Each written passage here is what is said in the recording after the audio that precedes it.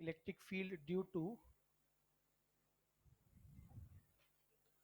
Non conducting uniformly charge sphere.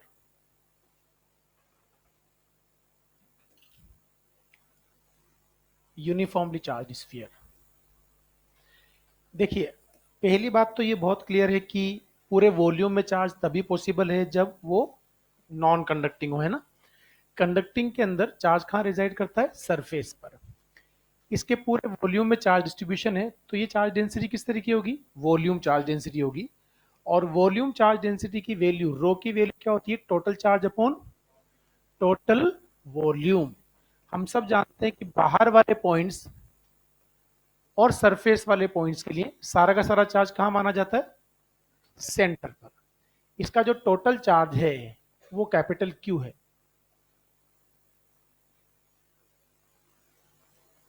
ना, capital Q.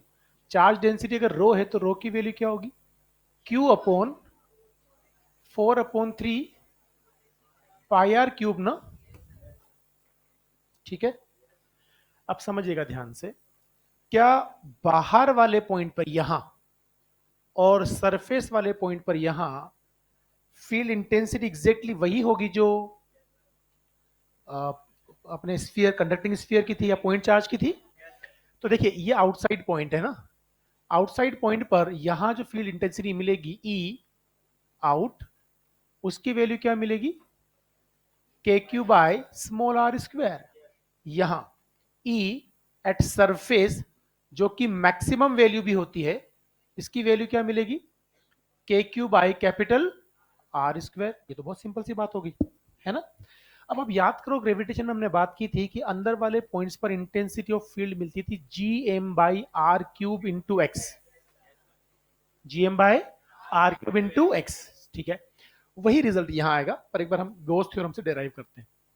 मान लीजिए यहां से एक्स डिस्टेंस पर यहां आप इलेक्ट्रिक फील्ड इंटेंसिटी कैलकुलेट करना चाहते हैं, तो हम क्या करेंगे? जिस डिस्टेंस पे फील्ड इंटेंसिटी कैलकुलेट करना है उस डिस्टेंस के बराबर रेडियस का एक स्फेरिकल गॉसियन सरफेस बना लेंगे। यहां फील्ड जो है, यहां जो फील्ड है इस पॉइंट पर पॉजिटिव चार्ज की वजह से अवे फ्रॉम द चार्ज होता है, इसको मैंने ई इनसाइड बोल दिया। यहां एक छोटा सा एलिमेंट कंसिडर करूंगा जिसका एरिया वेक्टर इधर ही मिलेगा, डी ए। अगेन बताइए, यहां पर थीटा की वैल्यू क्या मिलेगी? 0 डिग्री ना। आई बात समझ में? अगर मैं इसकी कैलकुलेशन करना चाहता हूं तो मुझे क्या करना पड़ेगा बताइए? जो नेट फ्लक्स है, integration of E inside dot D A का जो सरफेस इंटीग्रेशन है वो किसके बराबर मिलेगा? Q inside upon epsilon not. पर क्यू इनसाइड मुझे इस वाले स्फीयर का कैलकुलेट करना पड़ेगा ना। बोलो यार। अब आप याद करो, वहां एम इनसाइड क्या आता था? M x cube upon capital R cube. नहीं पता है तुम्हें? देखो, यहां निकालते हैं। क्यू इनसाइड जब आप निकालोगे तो क्या करोगे? Total charge by total volume, that is the volume charge density, multiplied by 4/3 pi x cube ना। Total charge by total volume into volume of the inner sphere जिसका आप चार्ज निकालना चाहते हैं, ठीक है। बताइए, 4/3 पाई क्या कैंसिल आउट हो जाएगा? तो यार क्या मिला आपको? ये q x cube upon r cube ना। अब आ जाइए वापस यहीं पर, ठीक है साहब। क्या ई डॉट डी ए को ई डी ए लिख सकता हूं? अगेन, यहां से एक्स डिस्टेंस के स्फीयर की सरफेस पे हर जगह ई की वैल्यू एग्जैक्टली सेम होगी, तो ई कांस्टेंट मैग्नीट्यूड का होने की वजह से बाहर आएगा। हम क्या लिखेंगे बताइए? E inside surface integration of d A must be equal to q x cube upon r cube. चलिए, व्हाट इज दिस? ये हमेशा surface area of Gaussian surface देता है। क्या देता है? तो surface area of Gaussian surface क्या मिलेगा? 4 pi x square. X radius की बनाई ना गॉसियन सरफेस तो अपन ने, तो ये क्या मिलेगा? E in multiplied by 4 pi x square becomes equal to q x cube upon r cube. आप मुझे बताइए, एक्स क्यूब से ये एक्स बचेगा। अच्छा यहाँ सॉरी एप्सिलॉन नोट भी तो आएगा, यहाँ भी लिखा था ना भाई, यस, तो यहाँ पर एप्सिलॉन नोट भी आएगा, ठीक है। तो ई इनसाइड की वैल्यू क्या मिल जाएगी, देखिए 1 अपॉन ये वाला 4 पाई लेता हूं, ये एप्सिलॉन नोट लेता हूं, तो 4 pi epsilon naught into q upon r cube into x ना, व्हाट इज दिस, तो this becomes k q by r cube into x. नहीं समझ में आया? अब बताइए, अगर आप सेंटर पे आ गए तो एक्स की वैल्यू क्या है, 0, और एक्स की वैल्यू अगर आर पुट कर दूंगा कहां जाओगे, सरफेस पर, तो सरफेस पे वैल्यू क्या हो जाएगी, के क्यू बाई आर स्क्वायर। नहीं समझ में आया? अब यहां जो चीजें हमें समझनी है वो क्या, कि सबसे पहले तो वेरिएशन के ग्राफ की बात कर ले। ग्राफ जो वेरिएशन को शो करेगा, मैं इस एक्सिस पे ले रहा हूं सेंटर से डिस्टेंस आर, इस एक्सिस पे ले रहा हूं मैं इलेक्ट्रिक फील्ड इंटेंसिटी ई, और ये ओरिजिन लिया अपन इसका सेंटर, ये ओ ले लिया। बताइए यहां से आर बराबर कैपिटल आर पर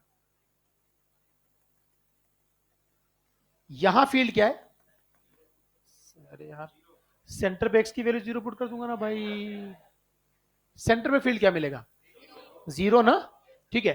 तो यहां फील्ड क्या है, 0। अंदर वाले पॉइंट्स पे मतलब यहां से यहां तक क्या E directly proportional to x मिलेगा, तो ई अगर डायरेक्टली प्रोपोर्शनल टू एक्स मिलेगा तो ग्राफ कैसा है, स्ट्रेट लाइन ना। सरफेस पे फील्ड क्या मिलेगा, मैक्सिमम, ये आपको मिल गया ई एट सरफेस, जो कि ई मैक्सिमम भी होगा, और इसकी वैल्यू कितनी बनेगी बताइए, k q by capital are square. कहानी क्लियर? क्या अंदर वाले पॉइंट पर E inside directly proportional to x आएगा, क्या बाहर इनवर्सली प्रोपोर्शनल टू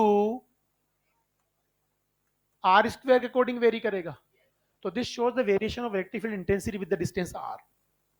अब आप बात बताइए, पिछली क्लास में हमने जब कंडक्टर की सरफेस पे फील्ड निकाला था तो in term of charge density क्या आया था, सिग्मा बाई एप्सिलॉन नॉट आया था ना। तो इसको भी हम चार्ज डेंसिटी की टर्म में डेराइव कर सकते हैं ना। अरे भाई चार्ज डेंसिटी तो रो है ना इसकी, तो मुझे इसको रो की टर्म में लिखना है, इसको भी रो की टर्म में लिखना है, और इसको भी रो की टर्म में लिखना है। अभी हम बात करेंगे, पहले इसको जल्दी से बना लो आप।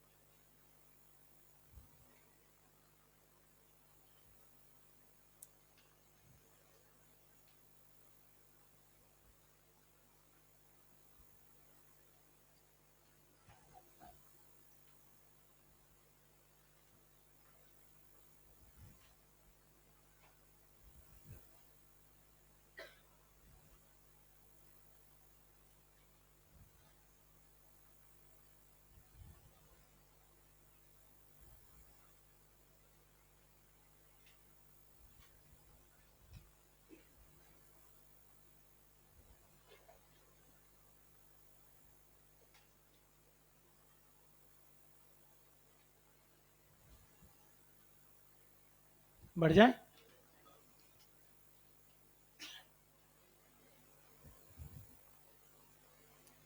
Non conducting uniformly charge sphere के इलेक्ट्रिक फील्ड के रिगार्डिंग जितने भी कंसेप्ट होते हैं उस पर आपकी मास्टरी होनी चाहिए परफेक्टली, मतलब आपको सोचने में टाइम नहीं लगना चाहिए। यहाँ से सवाल फ्रिक्वेंटली पूछे गए हैं और पूछे जाते हैं, तो अलग अलग। अब एनसीईआरटी के अंदर एक सोल्ड एग्जांपल बहुत अच्छा है, उस एग्जांपल को अगर आप अभी हम डिस्कस करेंगे उसको, तो हम बहुत सिंपल तरीके से उसको समझ लेंगे, क्योंकि हमने बहुत सारी चीजें बेसिक पहले डिस्कस कर ली है, इसलिए बड़ा आसान हो जाएगा। अदरवाइज बच्चे उसको पढ़ते हैं तो उनको समझ में ही नहीं आता कि सवाल में क्या जानना चाह रहे हैं। उन्होंने क्वेश्चन को बहुत अलग तरह से मॉडिफाइड किया। आप याद करो, जब आप एटॉमिक स्ट्रक्चर पढ़ते हो तो एटॉमिक अलग अलग तरह के एटॉमिक मॉडल पढ़ते हो, उसमें एक थॉमसन मॉडल आता था, उसका प्लम पुडिंग मॉडल भी बोलते थे, ऐसे बोलते थे कि जैसे तरबूज होता है वैसे कुछ वाटरमेलन वाला कहानी ना। तो पूरा का पूरा पॉजिटिव चार्ज जैसे एम्बेडेड है और बीच बीच में इलेक्ट्रॉन्स है। तो अगर पूरा का पूरा पॉजिटिव चार्ज जैसे एम्बेडेड है तो that becomes uniformly charge sphere, और uniformly charge spherical cloud, uniformly charge spherical cloud. तो उसको यूज करके उन्होंने वो कुछ सवाल पूछे हैं जिसका हम डिस्कशन करेंगे। इनफैक्ट हम उसका 2 बार पहले डिस्कशन कर चुके हैं अलग रूप में, यहां मैं इसको समझाऊंगा। सबसे पहले तो हम बात करते हैं सिंपल सी कुछ चीजों की। आप मुझे बताइए नॉन कंडक्टिंग स्फीयर के बाहर वाले पॉइंट्स पे फील्ड कितना मिला, ई आउट की वैल्यू बताइए मेरे को। K Q by small r square. अच्छा एक बात बताइए, क्यू की वैल्यू क्या होगी, rho multiplied by 4/3 pi r cube ना, क्योंकि रो क्या होता है, total charge upon total volume. चलिए के की वैल्यू पुट कीजिए 1/4 pi epsilon naught into 1/r² चलेगा। और क्यू की वैल्यू क्या पुट करूं, rho into 4/3 pi r cube. चलिए इसमें से अपन क्या करते हैं, 4 पाई को कैंसिल आउट करते हैं। बताइए क्या मिला, rho r cube upon 3 epsilon naught r²। नहीं समझ में आया भाई, आर स्क्वायर बचेगा, एप्सिलॉन बचेगा, यहां वाला 3 बचेगा ना, और ये रो आर क्यूब बचेगा। तो in term of volume charge density this is electric field intensity at outside point. कुछ नहीं, चार्ज डेंसिटी की फॉर्म में अगर पूछ ले बाहर तो ये रिजल्ट होगा पहला। दूसरे पॉइंट की बात करते हैं सरफेस की, E at surface again 1/4 pi epsilon naught into q by r square होता है ना। क्यू की वैल्यू क्या लिखूं, अरे वही तो लिखेंगे यार, rho into 4 pi r³ by 3 ना। आप बताइए क्या यहां भी 4 पाई r², 4 पाई r² तो r बचेगा ना सिर्फ, क्या मिल गया, रो r अपॉन 3 एप्सिलॉन नॉट। ये सरफेस पे मिली ना आपको वैल्यू, ये मैक्सिमम वैल्यू होती है। आप मुझे बताइए सरफेस वाले पॉइंट्स के लिए क्या स्मॉल आर की वैल्यू कैपिटल आर होती है, तो अगर यहां small r equal to capital R put कर दोगे तो भी तो सेम ही रिजल्ट मिलेगा।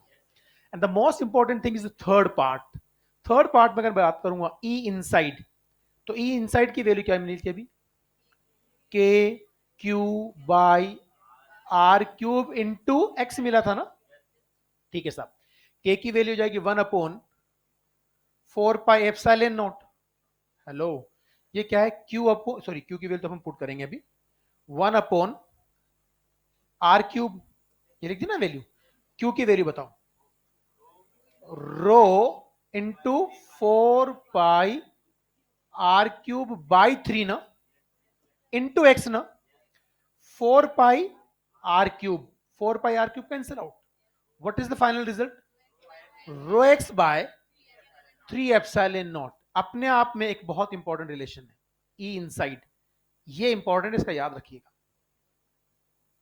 आई बात समझ में, इसको यूज करके अब एक ऐसा रिजल्ट निकाल रहे हैं हम लोग जिसके जेई मेंस में 3-4 बार सवाल आ चुके हैं। बहुत बढ़िया सवाल बनता है, ग्रेविटेशन को लेके भी बनता है और यहां भी बनता है। हमें उसका कंक्लूजन याद रखना है। कैलकुलेशन वेरी इजी, बहुत आसान कैलकुलेशन है, पर कैलकुलेशन करने के बाद जो उसका रिजल्ट आएगा वो आपके दिमाग में सेट होना चाहिए। फिर इसको जल्दी से बना लो।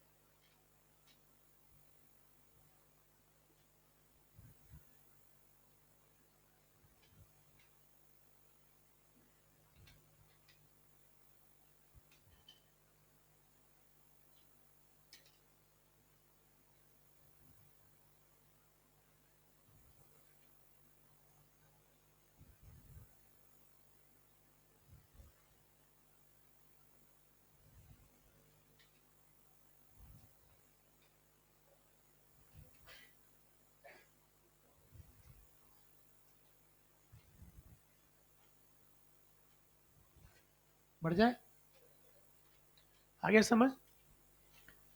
देखिए अब आगे जो केस हम कर रहे हैं वो बहुत सरप्राइजिंग है आसान, इट्स वेरी सरप्राइजिंग केस, और इसीलिए उस पर सवाल पूछे जाते हैं। बढ़ जाए, मैं अगली स्लाइड पे जाऊंगा, अभी तो काटा पीटी चल रही है इधर, जल्दी करो।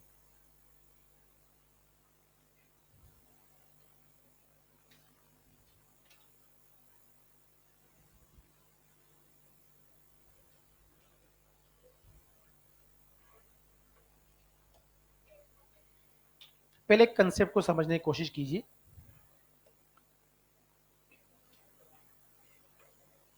देखो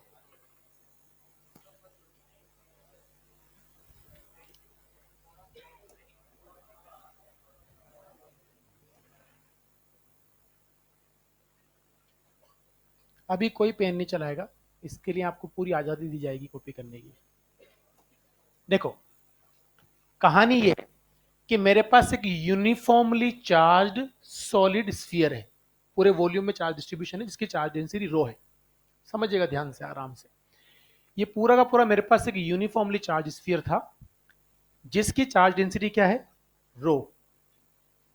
ठीक है, और ये जो है इसका सेंटर है, गलत बात, ये इसका सेंटर है, and this is the centre of this cavity. मैंने कैविटी बना ली, स्फीयर से मैंने क्या कर दिया, कैविटी बना ली। कैविटी के अंदर किसी जनरल पॉइंट पे फील्ड इंटेंसिटी चाहिए, कोई भी पॉइंट हो सकता है वो, ये सेंटर की बात नहीं कर रहे हैं, कोई भी पॉइंट हो सकता है। वहां मुझे इलेक्ट्रिक फील्ड इंटेंसिटी चाहिए, कब, जब मैंने कैविटी क्रिएट कर दी तब।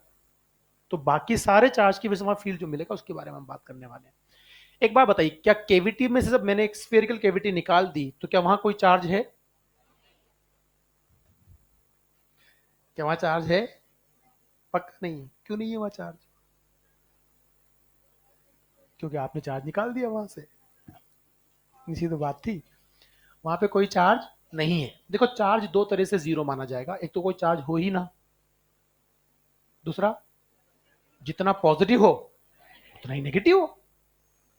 नहीं समझ में आई बात, तो बात को सुनिए। मैंने यहाँ कैविटी क्रिएट कर दी, सबसे पहले हम एक वेक्टर वाला काम यहाँ करते हैं। वेक्टर वाली कहानी ये बोलती है कि देखिए इसके सेंटर से इसके सेंटर को ज्वाइन करने वाला पोजीशन वेक्टर आर है। What is this, a vector joining centre of the sphere to centre of cavity. मैंने यहां पर एक पी पॉइंट कंसीडर कर लिया जहां मुझे इलेक्ट्रिक फील्ड इंटेंसिटी चाहिए, कोई भी जनरल पॉइंट हो सकता है। अब मुझे बताइए कि मैं अगर आपसे यह जानना चाहूं कि इस पी पॉइंट का इसके सेंटर से पोजीशन वेक्टर मान लीजिए ये R1 है और इसके सेंटर से उसका पोजीशन वेक्टर R2 है, तो मैं इसको वैल्यू लिख देता हूं पूरी। ये तो हमारे पास क्या है, R वेक्टर, ये वेक्टर R1 और ये वेक्टर R2। क्या आपने अपने जीवन काल में triangle law of vector addition पढ़ा है?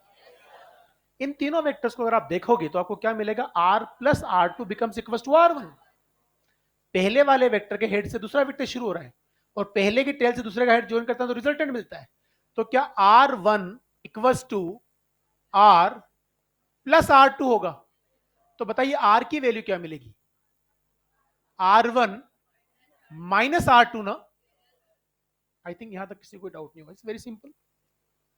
बोलो, अरे लड़की बंद कर दे उसको, फिर कंफ्यूज रहेगी, बंद कर उसको। बड़ी चली पढ़ाई करने,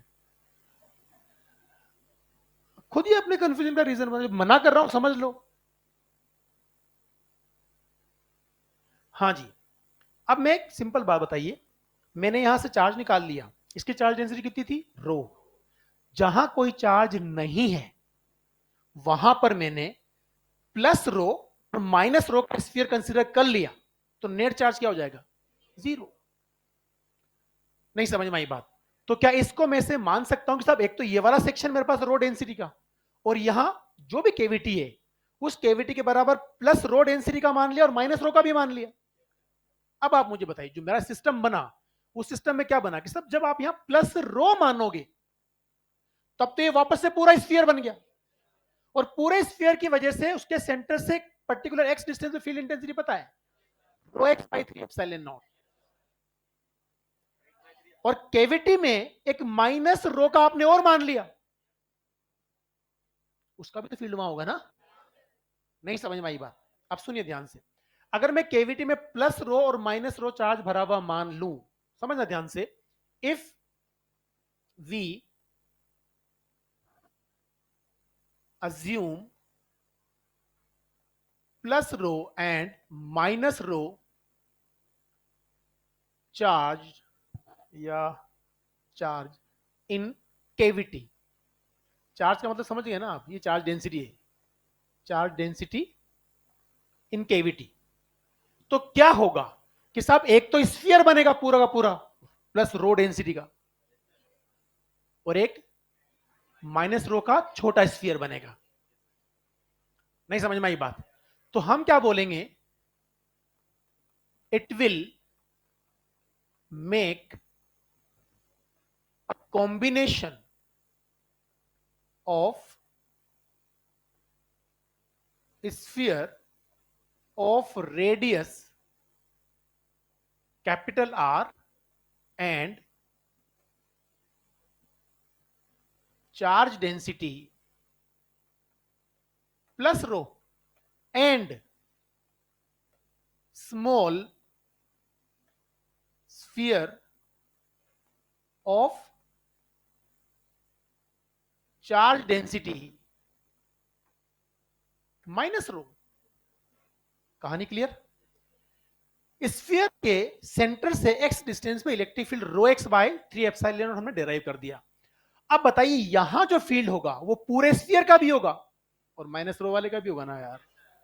नहीं समझ में आई बात? मान लीजिए E1 is the electric field intensity due to whole sphere and E2 is the electric field intensity due to, तो उनका वेक्टर सम ई देगा ना वहां पर।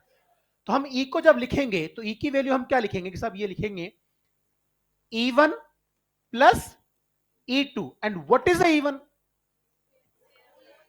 होल स्फीयर ना, होल स्फीयर के सेंटर से क्या है वहां field, rho R1 upon 3 epsilon naught plus उसकी वजह से क्या है minus rho R2 by 3 epsilon not.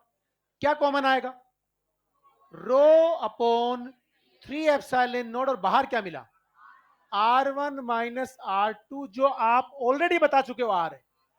तो बताओ E की वैल्यू क्या मिल गई, रो R अपॉन 3 एप्सिलॉन नॉट। क्या समझे इससे आप? देखते हैं कितना दिमाग है। इस जो फॉर्मूला जो मिला ना उसको रीड करके बताओ उसका क्या मतलब है। रो R अपॉन 3 एप्सिलॉन नॉट क्या बोल रहा है आपसे?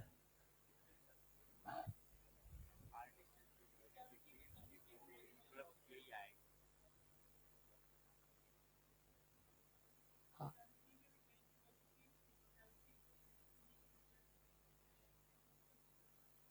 मैं कह रहा हूं फॉर्मूले का मतलब समझाओ मुझे।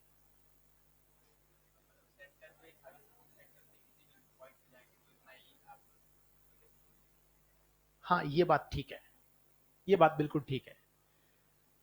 एज ए स्टूडेंट आप इतना ही समझा सकते हो, मेरे लिए उतना काफी, मतलब इसके ये बात समझ में आ गई। इतनी सी कहानी है कि उस कैविटी का जो पॉइंट है पी, जनरल पॉइंट आपने कंसीडर किया, वहां इलेक्ट्रिक फील्ड इंटेंसिटी जो निकल के आई है वो यूनिफॉर्म है। मतलब पूरी कैविटी में फील्ड यूनिफॉर्म है, इट्स नॉट नॉन यूनिफॉर्म। आप मुझे बताओ क्या rho upon 3 epsilon not constant है? और ये आर वेक्टर क्या बता रहा है कि साहब इसकी डायरेक्शन इस डायरेक्शन में तो कुछ है ही नहीं। अरे यार, आर वेक्टर क्या बता रहा है कि जो दोनों के सेंटर को ज्वाइन करने वाला पोजीशन वेक्टर है, इस फील्ड का डायरेक्शन उधर है और फील्ड की वैल्यू इतनी है। नहीं समझ में आया? What does it mean? In a cavity electric field is a uniform which is always directed towards the vector joining center of the sphere to center of cavity।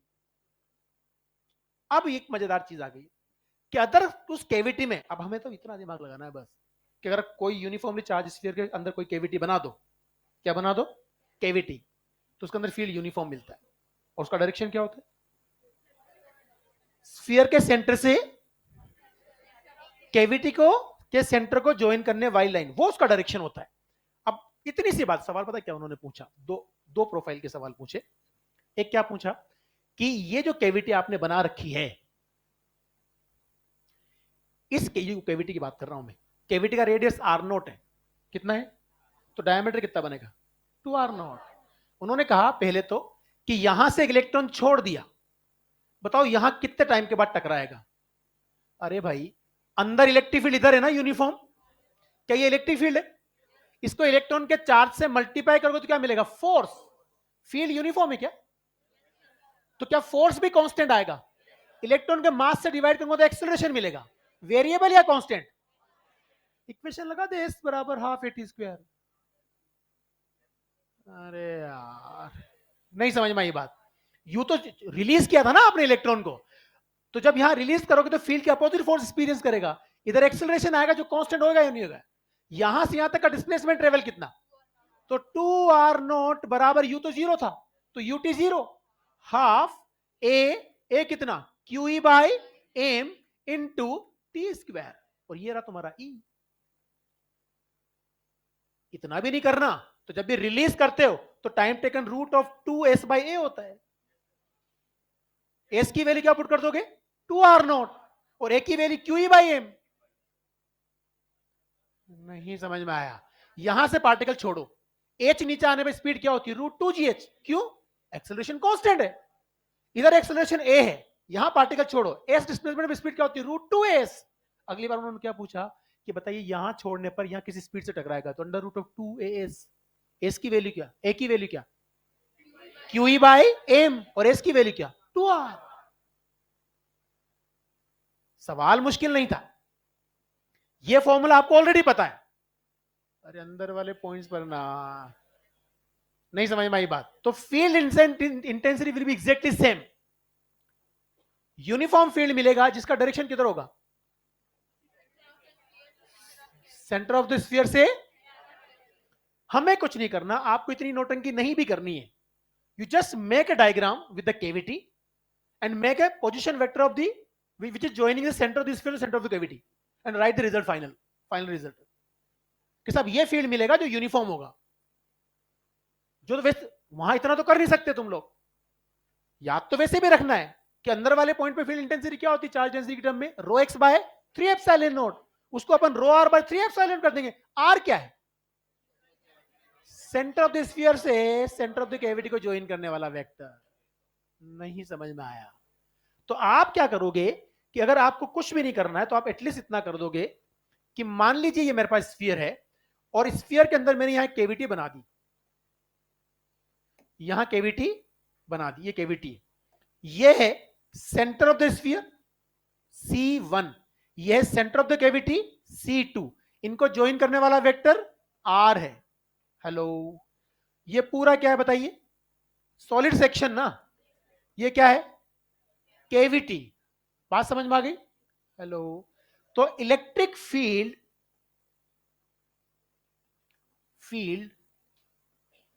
Inside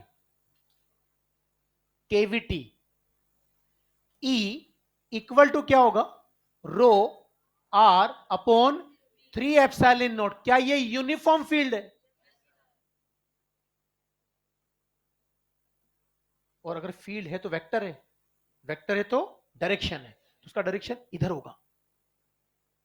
नहीं समझ में आई बात, किधर होगा, अगर नेगेटिव होगा तो उल्टा कर देना, पॉजिटिव तो अवे फ्रॉम द चार्ज होगा। भाई अगर मान लीजिए ये रो नेगेटिव होता पूरा ही तो माइनस आ जाता ना, तो आर के अपोजिट फील्ड हो जाता, होगा तो यूनिफॉर्म ही ना, तो फील्ड भी यूनिफॉर्म इतनी वैल्यू होगी जिसका डायरेक्शन क्या होगा, बताओ ना यार, direction of this electric field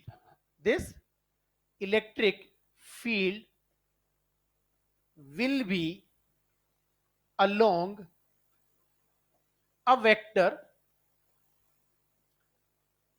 joining center of sphere to center of cavity। Just इतना याद रखना है जिसमें हमारा काम बन जाएगा। कुछ समझ में आई बात,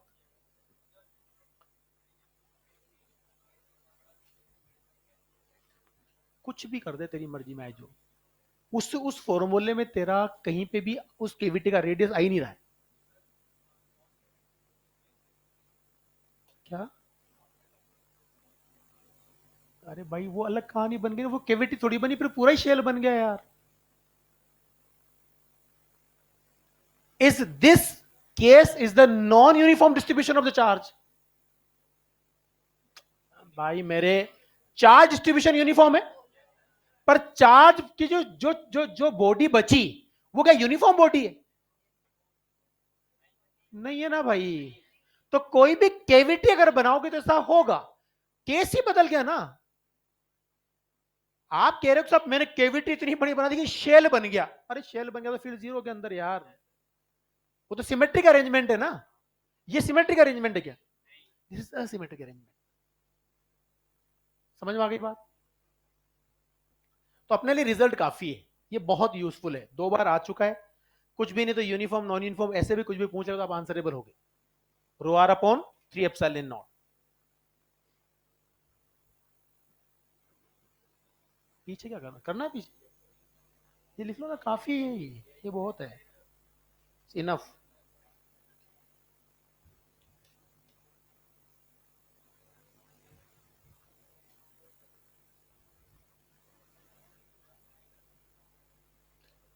ये काफी है ना यार, वही कॉपी करना था, फिर ये क्यों लिखा? इतना बहुत है।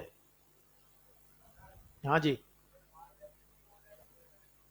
आर वेक्टर का मतलब क्या है? आप स्फीयर के सेंटर पे आ गए, तो आपने केविटी कहां बना दी? सेंटर पे। सिमेट्रिक बन गई, फील्ड जीरो हो गया। अरे यार केविटी का सेंटर ही अगर स्फीयर का सेंटर है तो वापस शेल बन गया ना, फील्ड जीरो हो गया भाई अंदर। एक ही बात को अपन दो तरह से कर रहे हैं बस।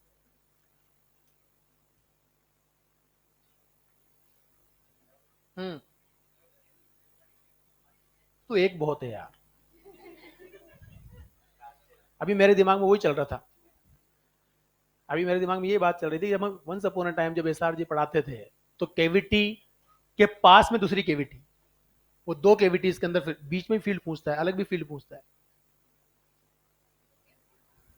एक केविटी से काम चला लो इतना।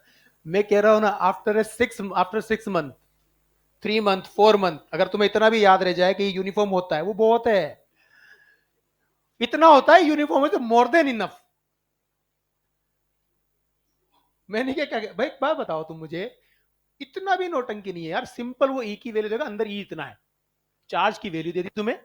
अब आपको किसी भी इतना पता है कि वहां अगर फील्ड यूनिफॉर्म है, when ever field is uniform, the force acting on charge particle will be constant, and if force is constant, acceleration will be, the problems related is always solve with the equation of motion. सब equation of motion लगाओ, मस्त रहो, answer आएंगे धड़ाधड़। 2 बार पूछा, मैं कह रहा हूं ना, एक बार तो टाइम पूछा, एक बार वेलो स्पीड पूछी, किस स्पीड से टकराया ये भी पूछ लिया, और कितने टाइम में पहुंचा ये भी पूछ लिया। बढ़ जाए आगे। ठीक है साहब, अब सुनिएगा ध्यान से। Now we will solve out some questions related to combination of the conducting spheres and non conducting spheres. सुनिए ध्यान से। बढ़ जाए। देखो सुनो, अब फटाफट डायग्राम मेरे साथ बना लेना।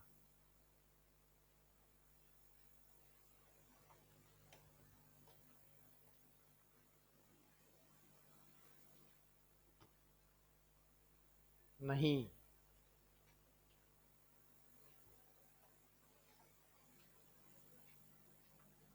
कोशिश तो करी जा सकती है। हाँ जी, आ जाओ। Example number 1। ठीक है, इसका रेडियस R1 है, चर्चा नहीं। इसका रेडियस R2 है, इसको चार्ज दिया +Q1, इसको चार्ज दिया +Q2। अब कुछ पॉइंट्स है जहां मुझे फील्ड इंटेंसिटी की वैल्यू बतानी है। तो पहला पॉइंट यहां है R1 डिस्टेंस पर, दूसरा पॉइंट यहां है R2 डिस्टेंस पर, और तीसरा पॉइंट यहां है R3 डिस्टेंस पर। हमें यहां इंटेंसिटी ऑफ इलेक्ट्रिक फील्ड की वैल्यू बतानी है। ये पॉइंट ए है, ये पॉइंट बी है, और ये पॉइंट सी है। ये डिस्टेंस R1 है, ये डिस्टेंस R2 है, और ये डिस्टेंस R3 है। क्या बाहर वाले पॉइंट्स के लिए सारा का सारा चार्ज सेंटर पे माना जाएगा? Then what will be the field intensity this point? E A की वैल्यू क्या होगी? के Q1 प्लस Q2 गरीबों, दोनों चार्ज सेंटर पे मानोगे ना, अपॉन R1 का स्क्वायर। कहानी क्लियर? बी पे बता दीजिए। बी भाई, बी तो बाहर वाले के तो अंदर है ना, तो इसका तो फील्ड अंदर 0 और अंदर वाले के बाहर है, तो क्या मिलेगा बताओ? के Q1 by R2 square, and what is the value of EC will be equal to 0। आ गया समझ में? ठीक है, जल्दी से बनाइए, फिर अगला सवाल करते हैं।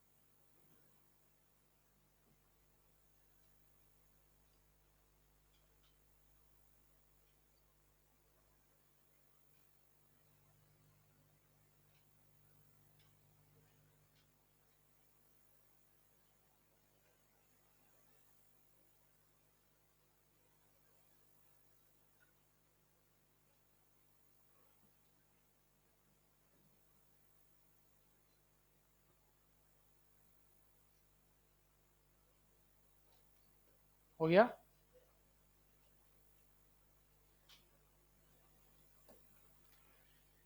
Now we have three concentric spherical shells.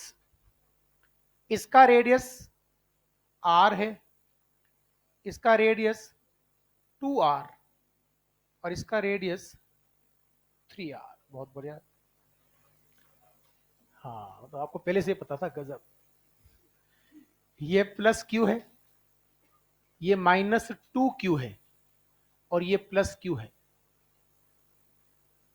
ठीक है, अब मैं कुछ पॉइंट्स लोकेट कर रहा हूं जहां आपको फील्ड इंटेंसिटी की वैल्यू बतानी है।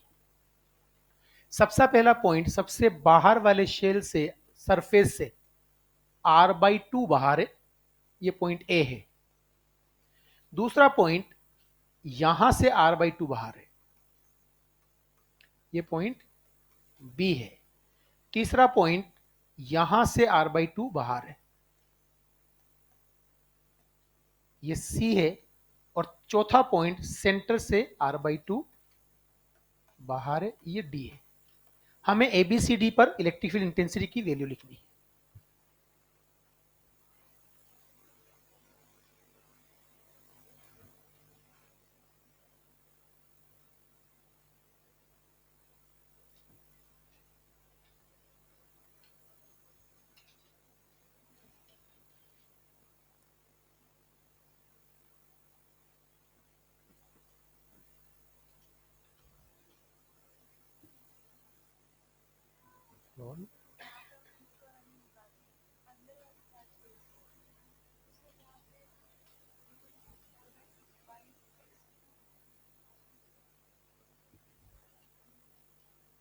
अंदर वाले कहां पे?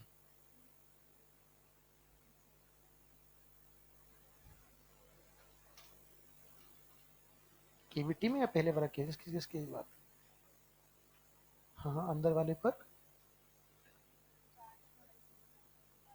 इसमें तो बेटा चार्ज की वैल्यू रख दी ना ऑलरेडी हमने, पागल लड़की, ये रख दी ना चार्ज की वैल्यू, तभी तो आया।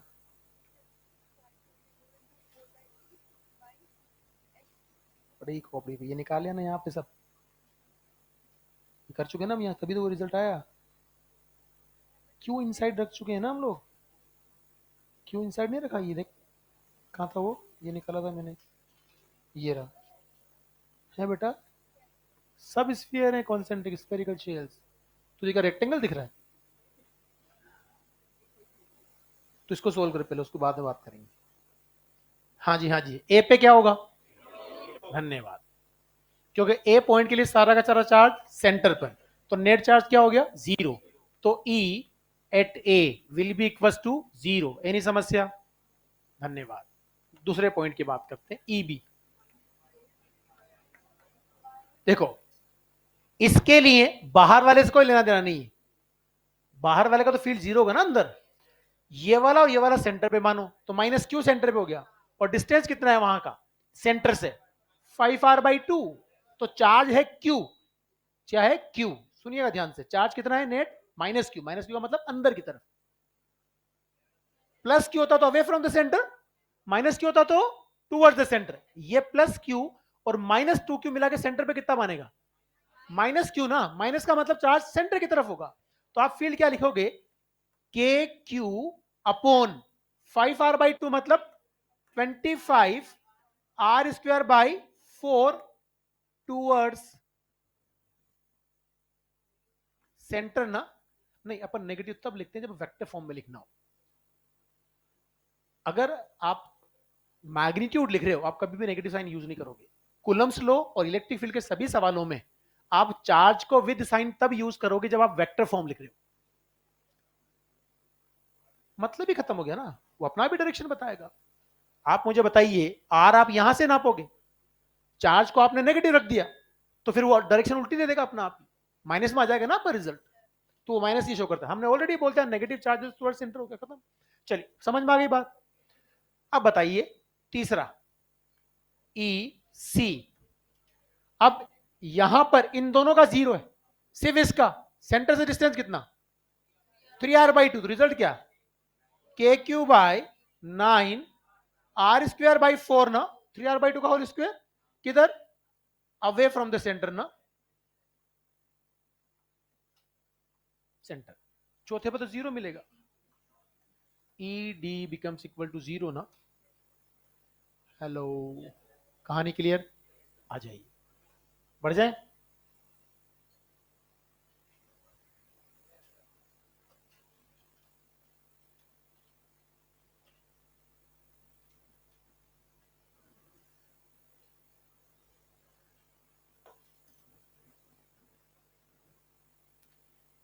बढ़ जाए,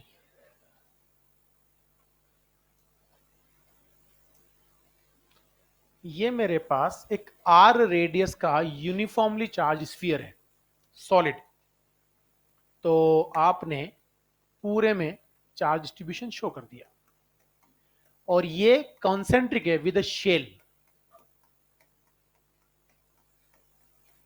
ठीक है, और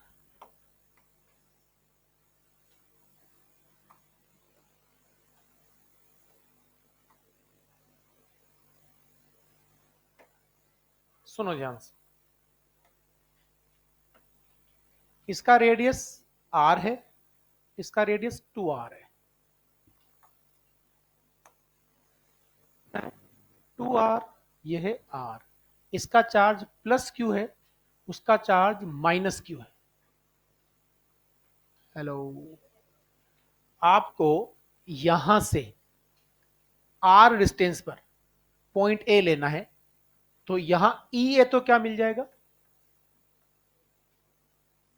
अरे प्लस माइनस सेंटर में मान लोगे ना, ये कहानी क्लियर, यहां से r/2 डिस्टेंस पे पॉइंट बी है, बताइए ई बी क्या होगा, कि सब शेल की वजह से जीरो, और उसके सेंटर से डिस्टेंस कितना, 3r/2, तो इसका पूरा का पूरा चार्ज सेंटर पे मान लोगे, तो के क्यू अपॉन 3r/2 का होल स्क्वायर, तो 9r²/4, कहानी क्लियर।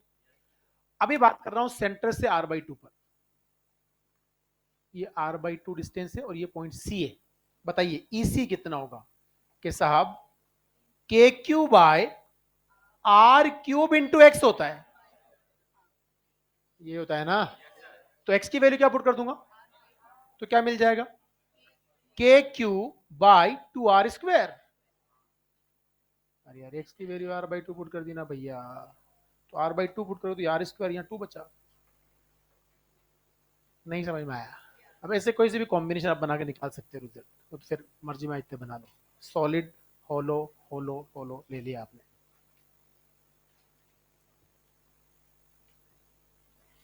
हाँ जी,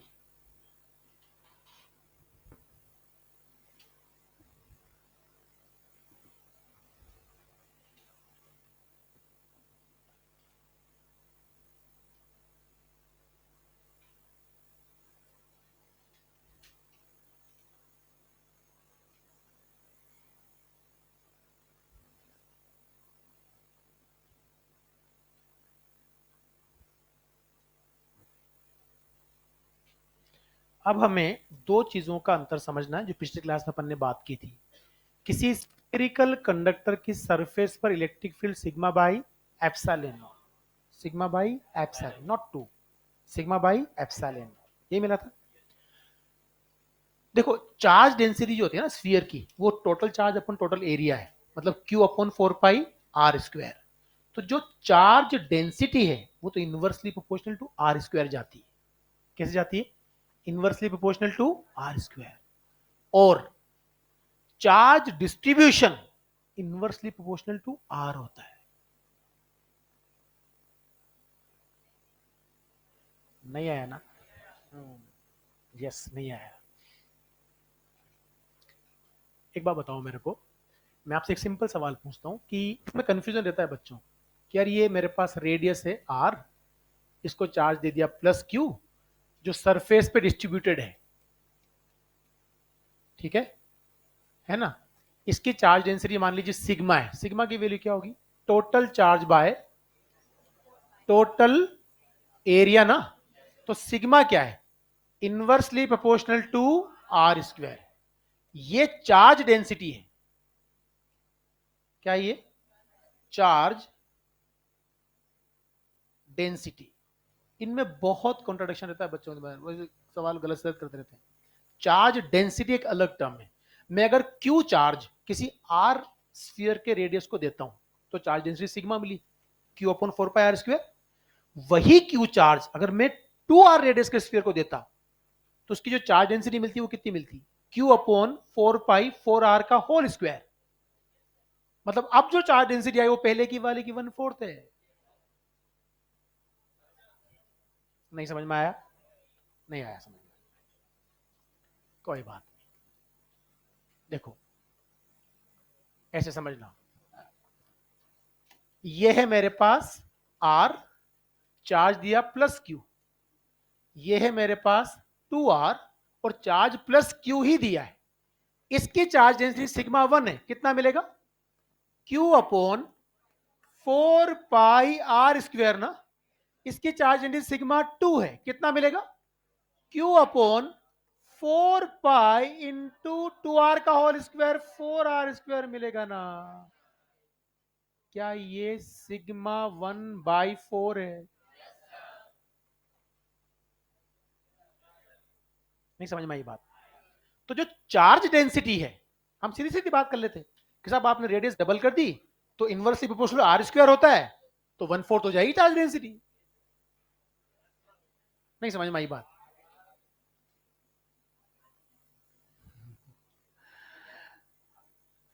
चार्ज डेंसिटी क्या है? सिग्मा अपॉन, मतलब सिग्मा की वैल्यू क्या लिखी अपन ने वो बता।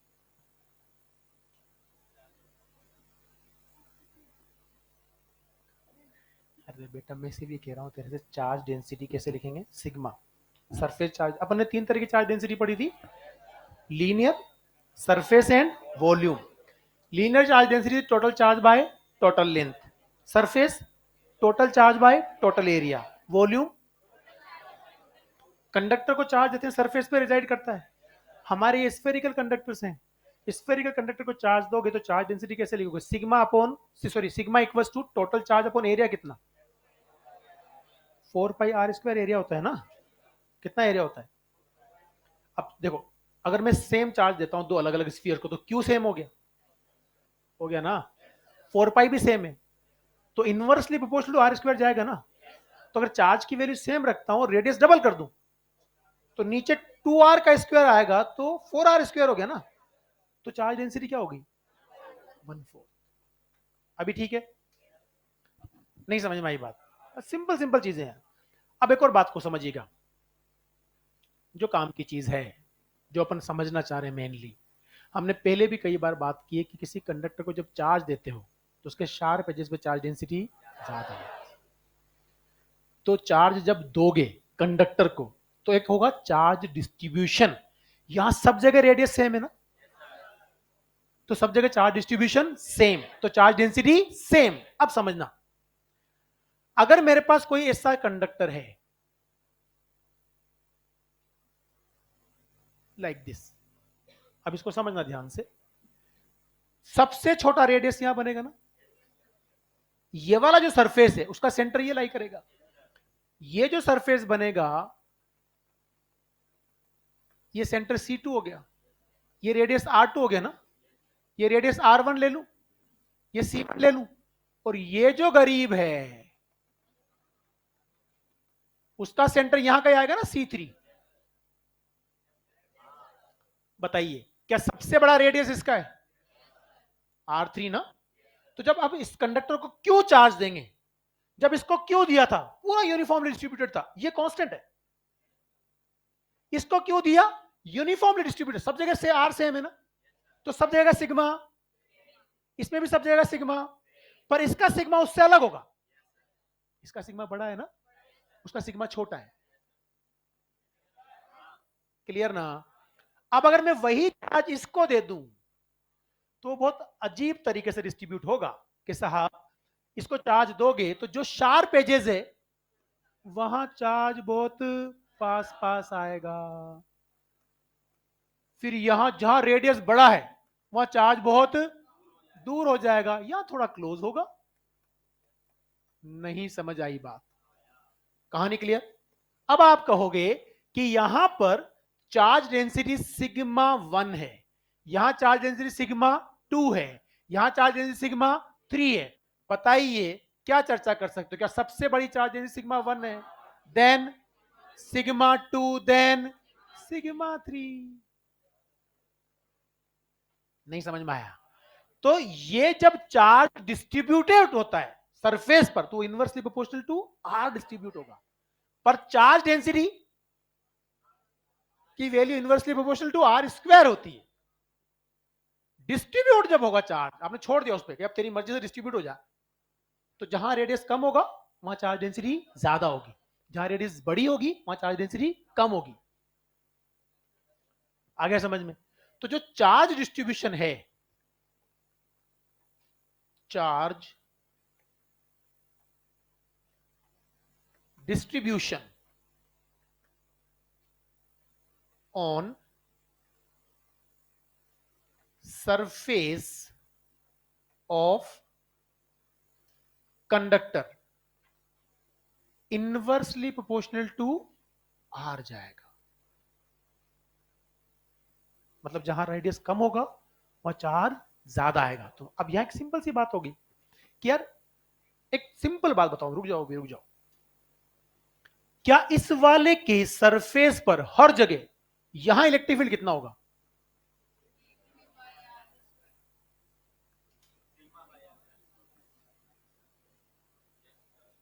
जब सिग्मा सिग्मा खेल रहे हो सिग्मा बोलो ना यार, नहीं समझ में आया।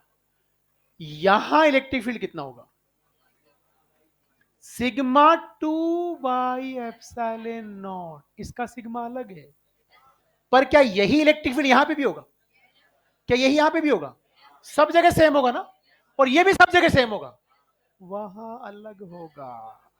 यहां का इलेक्ट्रिक फील्ड सिग्मा 1/ε0, यहां का वहां का, तो सबसे स्ट्रॉन्ग इलेक्ट्रिक फील्ड कहां है, शार्प एज पर।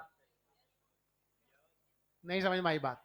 और जहां इलेक्ट्रिक फील्ड स्ट्रॉन्ग होगा वहां मीडियम जल्दी पोलराइज होता है, तो लीकेज ऑफ द चार्ज कहां से होता है, जहां कोरोना डिस्चार्ज,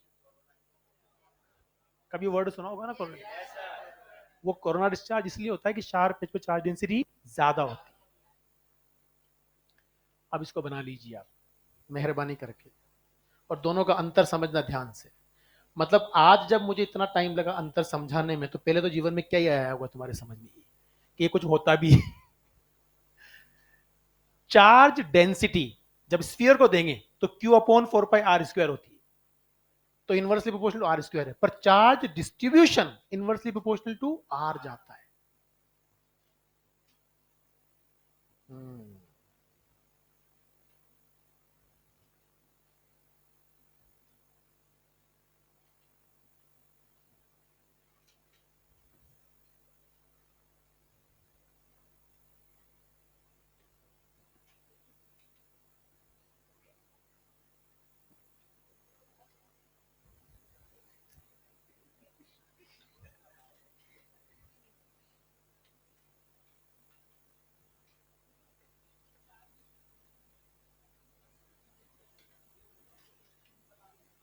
हाँ हाँ, वही वही वही।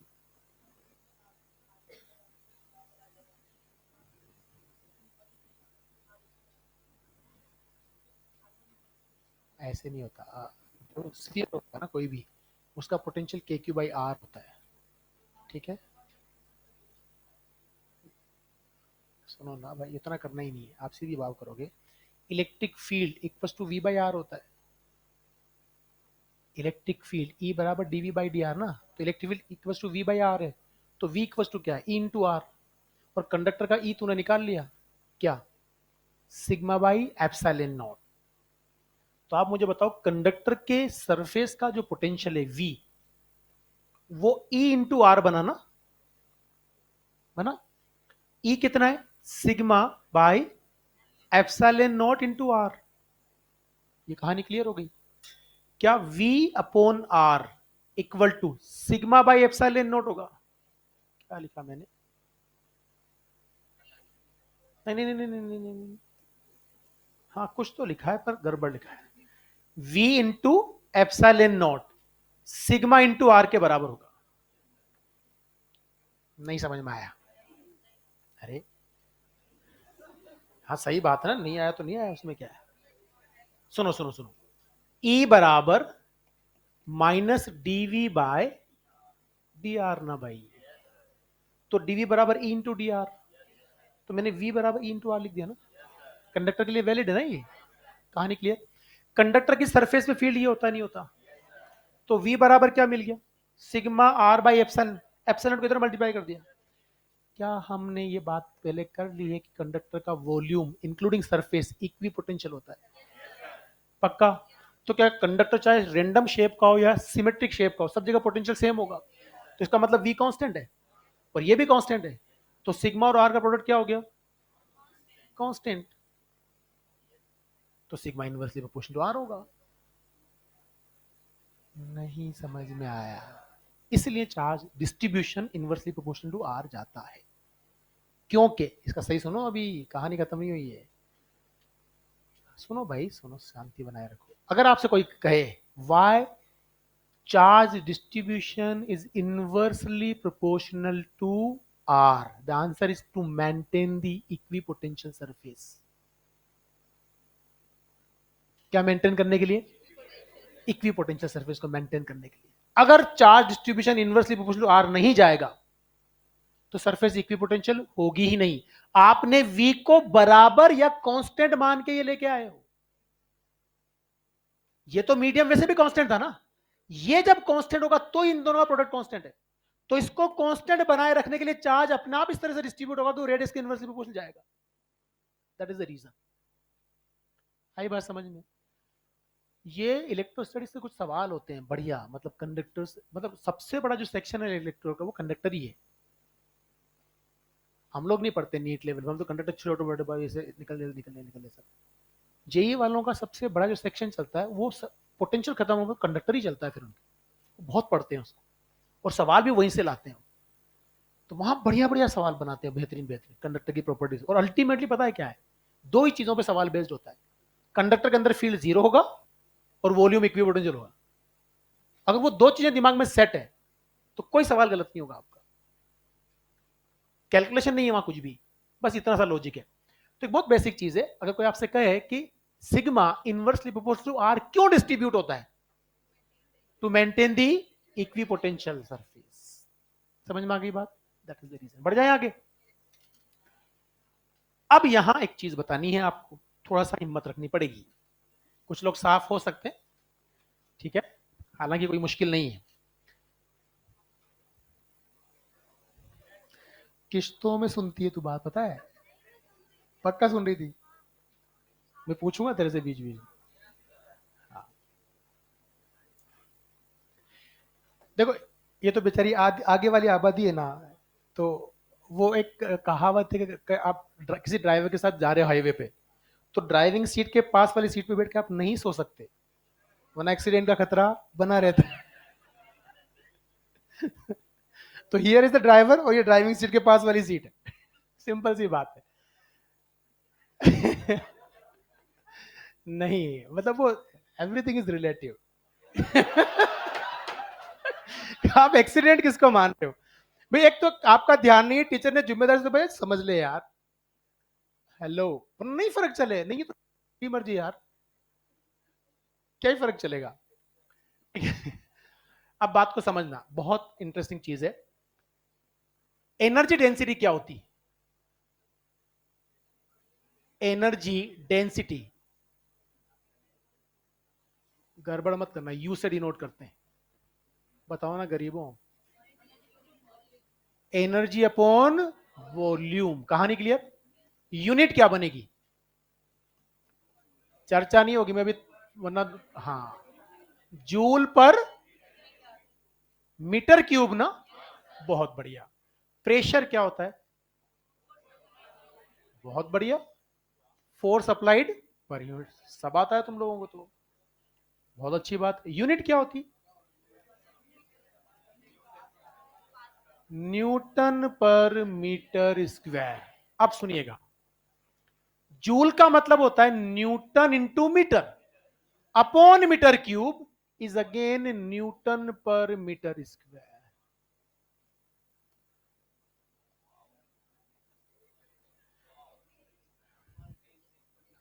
नहीं, एक एक चीज ध्यान से सुनना, बहुत सारे पाप धुलेंगे। हेलो, हाँ, बहुत सारे मतलब बहुत सारे।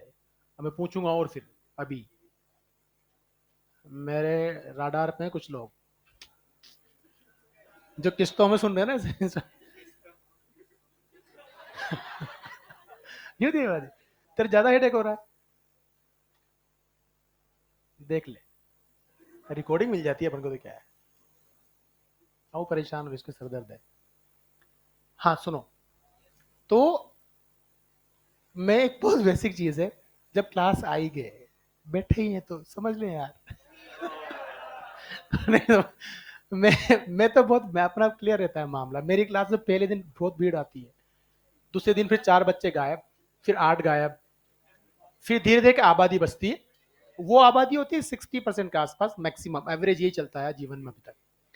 वो 60% आबादी रेगुलर रहती है, और एट द एंड वो बहुत कुछ ले जाती है अपन से। फिर बीच बीच में एक आबादी और होती है, यार आज चल के देखते हैं। किसी ने कहा था कल अच्छा पढ़ाया था। तो आज हम चल के देखते हैं, तेरे बाप के समझ में नहीं आया। नहीं नहीं, उससे मतलब माहौल।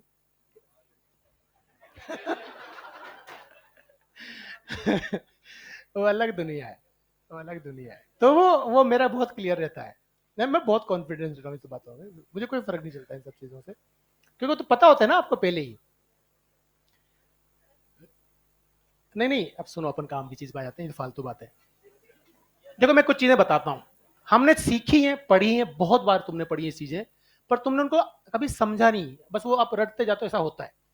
एक बात बताइए, अगर मैं आपसे एक बात कहूं कि सबको पता है, सबको, ये सबसे बड़ी चीज होती है कि यहां ऐसे फ्लूइड भरा हुआ है, फ्लूइड की सरफेस से एच नीचे आने पर यहां प्रेशर क्या होता है? रो जी एच। बहुत बहुत धन्यवाद आपका, बोलो भाई। ये हमारे जीवन में हम बचपन से पढ़ते हैं, नहीं पढ़ा? नहीं याद है ये, आज याद हो गई। नहीं याद है। ये क्या है? ये एनर्जी है। अच्छा, समस्या क्या है? अगर टीचर बोले बता पी डेल्टा वी क्या होता है, बोले एनर्जी, बोले पीवी क्या होता है, बोले यार ये नहीं पता। ये क्या है? ये एनर्जी है, एंड डेफिनेटली ये भी एनर्जी है ना, समझते जाना। बहुत काम, बहुत सारी चीजें, मतलब आप ये मान के चले, जितनी चीजें मैं अभी बता रहा हूं ना यहाँ पर, तुम्हें नीट में 101% एक सवाल यहां से बनेगा, 100%। तो पीवी क्या है? एनर्जी। एनआरटी भी क्या है? एनर्जी, धन्यवाद। Energy per unit volume, energy density होती है।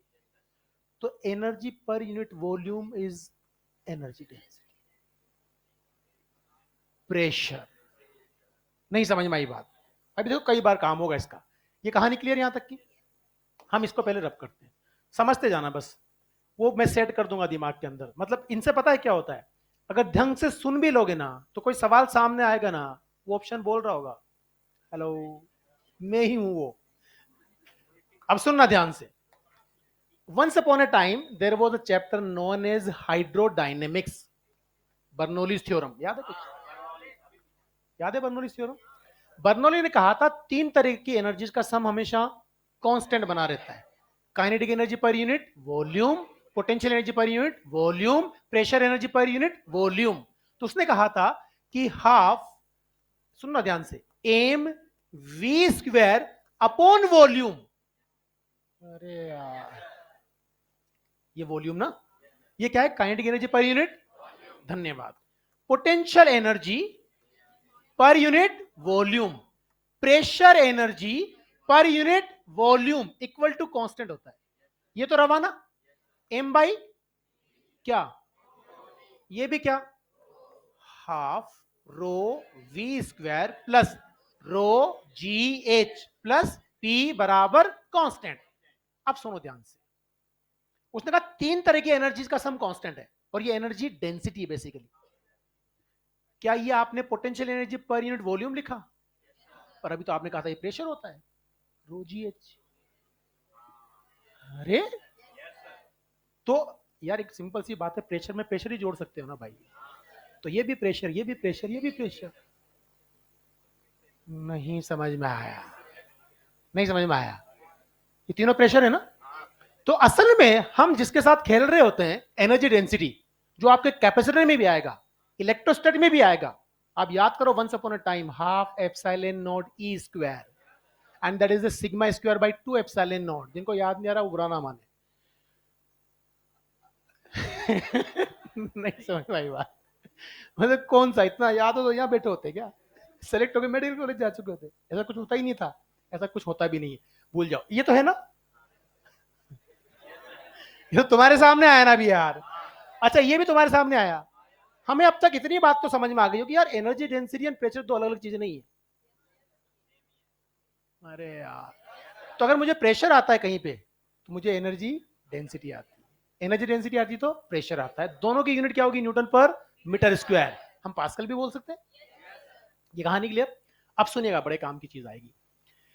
अगर आपको याद हो, मैं जब इलेक्ट्रिक फील्ड पढ़ा रहा था रिंग का, तो मैंने आपसे कहा था बेटा डिस्क का इलेक्ट्रिक फील्ड होता है sigma by 2 epsilon naught 1 minus cos theta. ऐसा कुछ कहा था क्या? मैंने कहा था ये डिस्क होती है और इसका रेडियस आर है, ये डिस्टेंस एक्स है, ये डिस्क है। यहां पर फील्ड इंटेंसिटी इतनी होती है, ये स्मॉल आर है। बताइए कॉस थीटा की वैल्यू क्या होगी? एंगल थीटा ये था, बेस अपॉन, तो इसको मैं sigma by 2 epsilon naught 1 minus X upon under root of R square plus. फिर मैंने आपसे यह भी कहा था कि अगर इसमें आर को इनफाइनाइट पुट कर दूं तो ये इनफाइनाइट लार्ज शीट बन जाएगी, और जब इसको इन्फिनिटी पुट करोगे तो ये पूरा, तो फील्ड क्या मिल गया? Sigma by 2 x. तो इनफाइनाइट लार्ज शीट का फील्ड क्या होता है? हम इसको ऐसे याद नहीं रखेंगे, हम याद रखेंगे a single layer of charge density sigma will produce electric field sigma by 2 epsilon naught in its surrounding। पता नहीं मैंने क्या बोल दिया। मैंने क्या बोला कि कोई भी एक सिंगल लेयर ऑफ चार्ज हो, क्या हो? इस पे चार्ज डिस्ट्रीब्यूशन यूनिफॉर्म है, सिंगल लेयर है।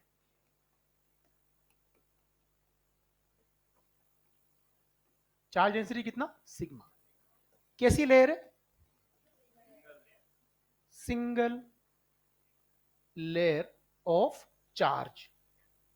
बात को समझना ध्यान से। इसका फील्ड इधर कितना आता है? E बराबर सिग्मा बाई 2 एप्सिलॉन नॉट। अब सुनिए मेरी बात को ध्यान से, एक सिंगल लेयर ऑफ चार्ज थी, दो लेयर नहीं है, एक लेयर है। अगर कंडक्टर है तो दो लेयर बनती बनती है, क्योंकि चार्ज सिर्फ सरफेस पे रिजाइड करता है। सिंगल लेयर ऑफ चार्ज सिर्फ और सिर्फ नॉन कंडक्टिंग मटेरियल में बन सकती है। किसमें बन सकती है? क्योंकि जहां चार्ज छोड़ोगे वहीं रुक जाएगा, तो एक ही लेयर बन जाएगी ना। कंडक्टर को अगर चार्ज दोगे तो वो दोनों सरफेस पे आएगा, तो वहां कितनी लेयर बनती है? कितनी लेयर बनती है? दो लेयर बनती है। अब सुनिए ध्यान से, जैसे मैंने कंडक्टर की एक बड़ी शीट कंडक्टर की थी, ऐसे डायग्राम बना दिया। ये कंडक्टर है, तो ये चार्ज डेंसिटी यहां सरफेस पे होगी ना? बोलो भाई, यहां भी सरफेस पे होगी ना? बोलो ना यार, बताओ। इसके चार्ज डेंसिटी सिग्मा, ये भी सिग्मा। इस सिंगल लेयर का फील्ड इधर कितना? सिग्मा बाई 2 एप्सिलॉन नॉट, उसका भी उतना ही ना, multiplied by 2 will give sigma by epsilon not. इधर भी कहानी सेम, यहां पे दोनों का अपोजिट होके ई जीरो कर देंगे। क्या समझ में आया? एक सिंगल लेयर ऑफ चार्ज कितना फील्ड प्रोड्यूस करेगी? भाड़ में गया कंडक्टिंग एंड नॉन कंडक्टिंग।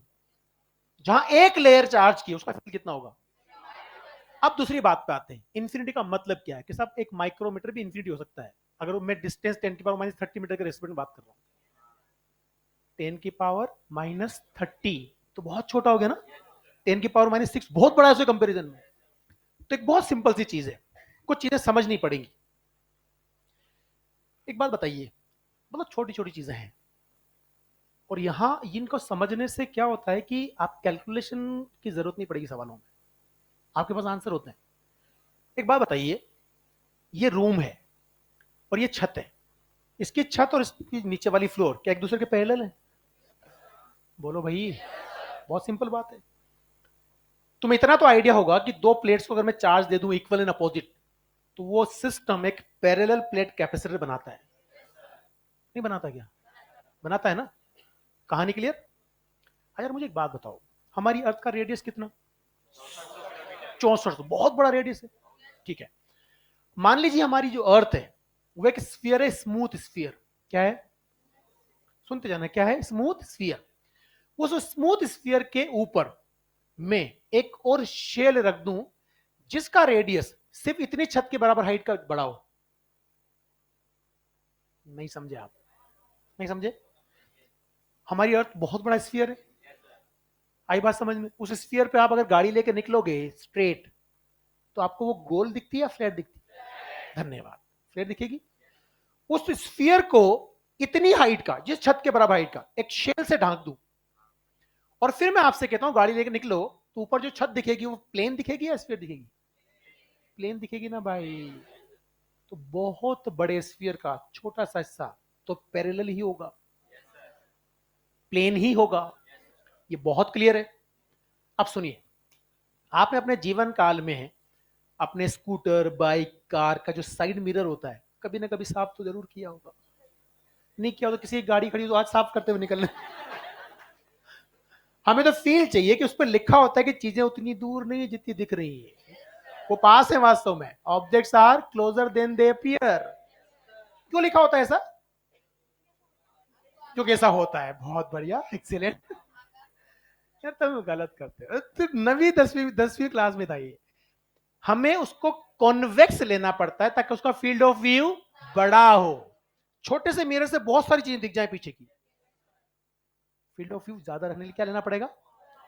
पर जब उस पर हाथ फेर के देखते हैं तो प्लेन ही होता है, वो कॉन्वेक्स तो नहीं होता, क्योंकि वो बहुत बड़े स्फीयर का छोटा सा टुकड़ा है। नहीं समझ में आया? अभी कुछ लोगों को लग रहा होगा कि इतनी नौटंकी क्यों चल रही है, मतलब क्या ही लेना देना, आप तो गोस्ट थ्योरम पढ़ा रहे थे। ये धरती कहां से आ गई, छत भी बना दिया आपने ऊपर, बीच में साइड मिरर भी आ गया, ये नौटंकी क्यों? क्योंकि हम इतने ही गरीब हैं। अब बात को समझिएगा, और जहां समझ में नहीं आया ना पहली बार इस कंसेप्ट में, वही रोक देना कि ये गड़बड़ है, दोबारा बताओ। अगर आपने हाँ कर दिया, मैं दोबारा नहीं बताऊंगा। हाँ, गड़बड़ मत करना। हाँ, अभी तो डायग्राम तो बनाओ, इसको क्या एक बार बताओ। ये मेरे पास एक स्फीयर है, बहुत ध्यान से समझना, सबसे काम की चीज यही है।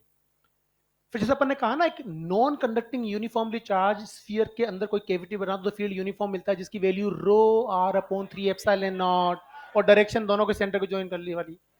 उतनी दुनिया ठीक है, बाकी भाड़ में गई वो कैलकुलेशन कैसे आई थी, वो याद होना चाहिए मेरे को, विद कंसेप्ट क्लियर रहना चाहिए, ऐसा होगा। यहां भी हम ऐसे ही बात करेंगे। सुनिए ध्यान से, एक बात बताइए, अगर ये कंडक्टर है, क्या है ये? कंडक्टर, तो अंदर इलेक्ट्रिक फील्ड क्या होता है? हर पॉइंट पे जीरो ना। बहुत बढ़िया। एक बात बताइए, यहां मैंने कोई बी पॉइंट ले लिया, मैं थोड़ा दूर बना दूं उसको, they are very close to each other, है ना, मतलब सरफेस के जस्ट अंदर और बाहर देख रहा हूं मैं, पर डायग्राम में मुझे कुछ मेंशन करना है इसलिए बड़ा बना रहा हूं। ये है बी पॉइंट और ये है ए पॉइंट। बताइए इलेक्ट्रिक फील्ड एट ए क्या? शाबाश, जीरो। इलेक्ट्रिक फील्ड एट बी क्या, सिग्मा बाई एप्सिलॉन नॉट। ये कहानी क्लियर, यहां तक किसी को कोई दिक्कत नहीं? ठीक है, अब समझना, यहां से यहां तक का टुकड़ा लेते हैं, छोटा सा, राइट। अब मैं क्या करूंगा, इसको यहां से हटाऊंगा। पहले इसको मैं हटाता हूं, टुकड़े को यहां से, हट जा भाई, ये हट गया। और आपको ऐसा इमेजिन करना है कि यहां वो टुकड़ा एग्जिस्ट करता है। समझ में आई बात? इस पूरे की चार्ज डेंसिटी कितनी, सिग्मा। टुकड़े की भी कितनी, सिग्मा, उसी का तो हिस्सा है। शाबाश। इस ए पॉइंट पर उस टुकड़े का फील्ड इधर होगा, E1। अरे चार्ज उसका प्लस है ना, चार्ज तो दूर होगा ना उससे, बोलो ना यार। इस टुकड़े का यहां फील्ड इधर होगा, E1 ना यार, ये टुकड़ा है, इसका यहां इधर E1, यहां इधर E1, away from the charge भाई। सिंपल, धन्यवाद। यहां पर नेट फील्ड क्या है, तो बताइए, पूरे रिमेनिंग सेक्शन का फील्ड इतना ही अपोजिट होना चाहिए, तभी तो नेट जीरो मिलेगा। तो क्या यहां पर E2 जो फील्ड है वो इस पूरे सेक्शन की वजह से E1 के बराबर और अपोजिट होना चाहिए? तो क्या ऐसा बोल सकता हूं, E1 equal to E2 equal to E मान लेता हूं, बराबर है ना दोनों, पर डायरेक्शन अपोजिट है, ये क्लियर ना। E1 बराबर E2 होगा तभी तो E एट ए जीरो मिलेगा, अगर E1 बराबर E2 है मैग्नीट्यूड में। डायरेक्शन तो उल्टा बता दिया ना मैंने, ये कहानी क्लियर। अच्छा एक बात बताइए, ये बहुत क्लोज था ना यहां पर, तो हमें पता है कि इस रिमेनिंग सेक्शन का फील्ड यहां इस तरफ है, तो यहां भी इधर ही होगा ना, E2।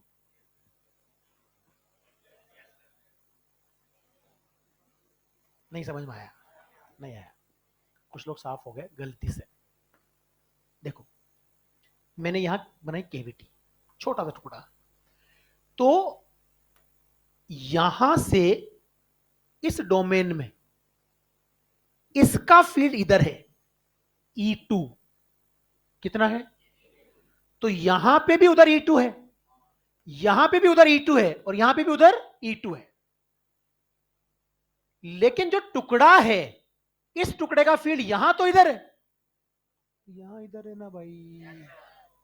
टुकड़े का क्या माना मैंने, E1, E1 माना ना, तो अंदर किधर है और उधर किधर है, बाहर की तरफ। तो बाहर वाले पॉइंट पर दोनों सेम डायरेक्शन में, और अंदर वाले पॉइंट पर अपोजिट डायरेक्शन में। अंदर वाले पे तो कैंसिल आउट करके जीरो दे दिया, बाहर जुड़ेंगे ना। तो क्या अगर ऐसा है, तो ये जो गरीब है EP, जिसकी value sigma by epsilon naught है, this must be equal to E1 plus E2, that means 2E। तो what is the value of E, sigma by 2 epsilon naught. क्या समझ में आया कि जो प्लेट ना, टुकड़ा छोटा सा, उसका फील्ड इधर सिग्मा बाई 2 एप्सिलॉन नॉट, इधर सिग्मा बाई, इस पूरे का इधर कितना, सिग्मा बाई 2 एप्सिलॉन। अब जरा मुझे बताओ, कंडक्टर को चार्ज दोगे, जो सरफेस पे आएगा ना, एक लेयर बनेगी, दो बनेगी, दो बनेगी, ये स्फीयर है। ऐसा होता तो दो बनती ना, इधर उधर गरीब हो यार। अरे मैं तो कंडक्टर की बात कर रहा हूं, इसकी बात, ये कंडक्टर है भाई, ये लिखा हुआ है कंडक्टर, इसी कंडक्टर की बात कर रहे हैं। स्फेरिकल, अच्छा स्फेरिकल कंडक्टर को चार्ज देंगे तो बाहर वाली सरफेस पे होगा ना, एक लेयर या दो लेयर। अब उसको अगर जिसे जोड़ दो, चपटा कर दो, तो फिर दो लेयर बनेंगी ना, अभी तो एक ही लेयर है ना। तो एक लेयर का फील्ड कितना मिला, sigma by 2 epsilon not again. नहीं, नहीं आया, नहीं आया। आप समझना ध्यान से, समझोगे पक्का?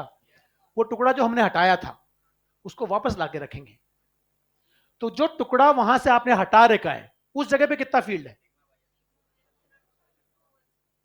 Sigma by 2 epsilon not. मैं कह रहा हूं उसकी पोजीशन पे जब टुकड़ा हटा दोगे तो सिर्फ इसका ही तो बचेगा, नहीं समझे, नहीं समझे, नहीं समझे ना। मैं आपसे कहता हूं ये लेते हैं, ठीक है, समझना बहुत ध्यान से, बहुत ध्यान से मतलब बहुत ध्यान से। ये टुकड़ा मैंने ये जो यहां था, इसको मैं एक्स वाई मान लेता हूं, इस टुकड़े को निकाल के यहां रख दिया, यहां रख दिया। हेलो, इसका एरिया डी ए है, कितना एरिया है, चार्ज डेंसिटी सिग्मा है, तो चार्ज कितना बनेगा डी क्यू, और डी क्यू की वैल्यू क्या बनेगी सिग्मा डी ए। अरे सिग्मा बराबर चार्ज बाई एरिया ना यार, एनी समस्या। अच्छा, अब बताइए यहां कितना फील्ड है,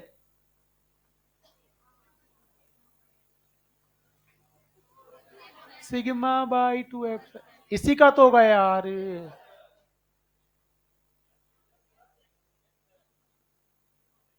देख लो, असली कहानी यहीं पे शुरू होगी, इसमें कोई कंफ्यूजन, पक्का ना। मुझे बताइए क्यू चार्ज को ई फील्ड में रखने पे कितना फोर्स लगता है।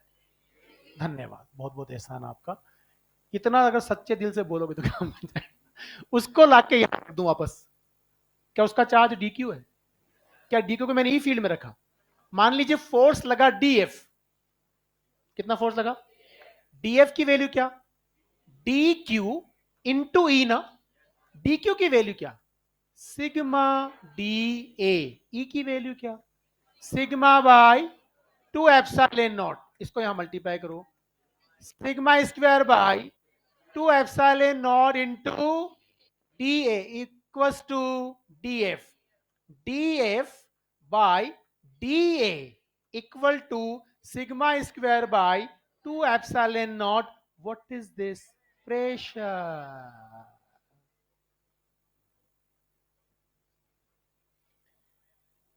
आया समझ।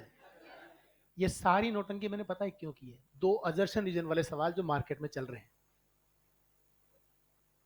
वो तुम्हें हवा नहीं लगती है तो देखो सवाल समझ में आता है, अंडरस्टैंडिंग वहां तक होती तो याद है, तो हाँ यार क्या सवाल किया, मजा आ गया, खुद का दिमाग लग गया ना, हवा ही नहीं लगी क्या कहना चाह रहा है, होगा कुछ।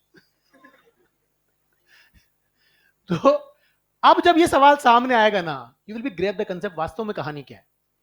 इसका क्या मतलब हुआ, इसका ये मतलब हुआ कि ये जितने भी एलिमेंट है चार्ज कंडक्टर के, वो सब बाहर की तरफ प्रेशर फील कर रहे हैं, कर रहे हैं ना प्रेशर फील। जरा बताओ सोप बबल को चार्ज दे दूंगा तो क्या बाहर प्रेशर फील करेगा, तो रेडियस बढ़ेगा ना, नहीं समझ में आया, रेडियस बढ़ेगा। हम उसको कैसे बात करते हैं, दूसरे कंसेप्ट, हम तो सिंपल बात करते हैं साहब देखो ऐसा है, मेरे पास ये सोप बबल था अनचार्ज, इसका रेडियस था आर, फिर मैंने सोप बबल को क्या दे दिया, चार्ज। जब सोप बबल को मैंने चार्ज दिया तो वो चार्ज पूरा का पूरा कहां आ गया, सरफेस पर। हमने क्या देखा कि सरफेस पे चाहे पॉजिटिव दो या नेगेटिव दो, ये पॉजिटिव पॉजिटिव को रिपेल करेगा, रिपेल करेगा, रिपेल करेगा, रिपेल करेगा, रिपेल करेगा, सब एक दूसरे को रिपेल करेंगे ना, तो बाहर की तरफ ये एक्सपांड होगा, तो रेडियस आर डैश की वैल्यू आर से बड़ी हो जाएगी। नहीं समझ में आया, कहानी क्लियर। अब अब सुनिए मेरी बात ध्यान से, उसने अजर्शन दिया कि मैं किसी सोप बबल को या कंडक्टर को जब चार्ज देता हूं तो उसका रेडियस बढ़ता है, ये अजर्शन है। हेलो, फिर मैंने उसका रीजन दिया कि whenever we charge the conducting sphere और soap bubble, it will have an additional electrostatic pressure outside the centre. सही है, अगर मुझे प्रेशर वाली कहानी नहीं समझ में आई या मुझे वो फॉर्मूला भी नहीं पता था कि ऐसा प्रेशर लगता भी है, तो मैं क्या मानूंगा यार सही तो है ये, पर ये एक्सप्लेन तो नहीं कर रहा, हमें तो ये बताया था गुरुजी ने कि बाहर फोर्स ऑफ रिपल्शन लगता है इसलिए। नहीं समझ में आई बात, तो दोनों ही एक्सप्लेनेशन है, फोर्स ऑफ रिपल्शन भी उसको जस्टिफाई करेगा और इलेक्ट्रोस्टैटिक प्रेशर की वजह से रेडियस बढ़ता है ये भी जस्टिफाई करेगा। अगेन मैं आपको बता चुका हूं, इलेक्ट्रोस्टैटिक प्रेशर या किसी भी तरह का प्रेशर और एनर्जी डेंसिटी अलग अलग चीजें हैं, तो किसी चार्ज स्फीयर की सरफेस पर एनर्जी डेंसिटी की वैल्यू क्या होगी, सिग्मा स्क्वायर बाय, नहीं समझ में आया, आया, आया समझ में, अभी रुको, अभी रुक जाओ, सुनो ध्यान से। सरफेस पर कंडक्टर है ना ये हमारा, इसकी चार्ज डेंसिटी प्लस सिग्मा है, यहां इलेक्ट्रिक फील्ड ई नॉट है, सर कंडक्टर पे ई नॉट की वैल्यू सिग्मा आई एप्सिलॉन नॉट ना, तो सिग्मा की value E naught epsilon naught. बोलो भाई, यहां पर पी इलेक्ट्रिक कितना मिला, electric pressure sigma square by 2 epsilon naught ना। सिग्मा स्क्वायर की वैल्यू लिखो, E naught square epsilon naught square by 2 epsilon naught. Epsilon naught से तो कितनी आ गई, हाफ एप्सिलॉन नॉट ई नॉट स्क्वायर। ये तो याद था, ये तो पढ़ा होगा ना। तो क्या ये इलेक्ट्रिक प्रेशर आया, क्या आया, इलेक्ट्रिक प्रेशर। कहानी क्लियर। हमें सिर्फ इतना सा याद रखना है, whenever we give the charge to the conducting sphere और any surface, it will always experience an electric pressure outside the surface which is always equals to sigma square by 2 epsilon naught or half epsilon naught e square। इतना याद रखना है, इस पूरी नोटंकी की कहानी ये है। तो जो वो कंक्लूजन था कौन सा, कि किसी केविटी बना दो तो इलेक्ट्रिक फील्ड यूनिफॉर्म आएगा, कितना, रो आर अपॉन 3 एप्सिलॉन नॉट, जिसका डायरेक्शन किधर होगा, स्फीयर के सेंटर से केविटी की सेंटर की तरफ। दूसरा कंक्लूजन क्या निकला, कि अगर मैं किसी कंडक्टिंग स्फीयर को चार्ज दे देता हूं तो उसकी सरफेस के हर पॉइंट पर एक इलेक्ट्रोस्टैटिक प्रेशर लगता है, जिसकी value sigma square by 2 epsilon naught या half epsilon naught E square होती है, जिसकी वजह से वो अपना रेडियस इंक्रीज करने की टेंडेंसी रखता है। नहीं समझ में आया, लिखो, when charge is given to the conducting surface, when charge is given to the conducting surface, every point of the surface, when charge is given to the conducting surface, every point of the surface will experience, every point of the surface will experience an electrostatic pressure, an electrostatic pressure which is equal to sigma square by 2 epsilon naught, और अरे बेटा sigma square by 2 तो 6 बार तो मैं लिख चुका हूं यहां, उसको भी बोर्ड पे देख के लिख रहे हो यार। मतलब कितना pressure, sigma square by 2 epsilon naught ना, और half epsilon naught E square या ई नॉट स्क्वायर, जो भी आप लिखना चाहो, half epsilon naught E square ना। मैं तेरे से कहा था ना उस वक्त चली जाती थी। ऐसा तबीयत खराब हो तो आराम से जाके, तुम्हारा तो रिकॉर्डिंग मिल जाती है ना तुम लोग, मतलब यहां भी बैठे समझ में भी नहीं पाया, मतलब नहीं है, रिलैक्स। कहां तक लिखा था, half epsilon naught E square, that's why it will have tendency to expand, that's why it will have tendency to expand। देखो कुछ एक कंसेप्ट होते हैं जो आपको समझ के फिर उसको याद करना होता है, ताकि ये डोमेन है ना, मैं बात कर रहा हूँ वो एनर्जी डेंसिटी यूनिफॉर्म फील्ड वाला या एनर्जी डेंसिटी या प्रेशर वाला, यहां से न्यूमेरिकल बहुत छोटा बनता है। न्यूमेरिकल इनफेक्ट बनेगा ही नहीं, सीधा फॉर्मूला पूछेगा, प्रेशर की वैल्यू बताया, एनर्जी डेंसिटी की वैल्यू तो आप लिख दोगे। नहीं समझ में आई बात, लेकिन यहां से कंसेप्चुअल सवाल और रीजनिंग बेस्ड सवाल का डोमेन ज्यादा बड़ा बनता है। तो अगर आपने वो चीजें समझ रखी हैं तो आप फटाफट पकड़ लो क्या कहना चाह रहे हैं, और नहीं समझ रखी तो you will be always confused. बाकी ऐसा कुछ भी नहीं है, आपने पॉइंट चार्ज का फील्ड निकाल लिया, कंडक्टर का फील्ड निकाल लिया, गॉस थ्योरम से नॉन कंडक्टिव बॉडी का निकाल लिया। अगली क्लास में हम शीट की बात कर लेंगे, सिलेंडर की बात कर लेंगे, नेक्स्ट क्लास में गॉस थ्योरम की सारी एप्लीकेशन खत्म हो जाएंगी। हेलो, ठीक है। कंसेप्ट बिल्डर कहां तक, 4, 5वां करना भी है, ठीक है। 5वें पोटेंशियल है क्या, बट ईएलपी में तो नहीं है शायद, ईएलपी तो 5वीं करोगे ना, हो गया 5, एक बार देखो, करेंगे कल, करेंगे डिस्कस।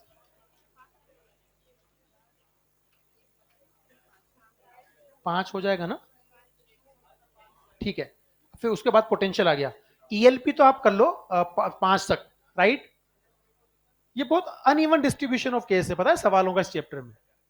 अगर आप देखोगे तो हम चैप्टर की अगर बात करें तो 50% से ऊपर क्रॉस हो गया आपका, 60% के आसपास चैप्टर खत्म हो गया। पर अगर सवाल देखोगे मॉड्यूल में तो आपने 25% किए होंगे। और ये सच भी है कि बाद वाले डोमेन के सवाल ज्यादा बनते हैं। पोटेंशियल डाइपोल बहुत इंपॉर्टेंट सेक्शन है, ठीक है। तो हम उसकी तो बात कर लेंगे। चलिए, थैंक यू सो मच। बेटा आज वाली चीजें ढंग से समझ लेना। कंक्लूजन मैंने लिखा ही दिया, but still you have to memorise the concept था क्या, चार्ज कैसे दिया, वहां फील्ड कितना आता है, sigma by 2 epsilon not, single layer का फील्ड प्रोड्यूस होता है, उस पर चार्ज रखोगे तो फोर्स लगेगा, फोर्स लगेगा तो प्रेशर आएगा, वैसा कुछ। ठीक है, थैंक यू सो मच।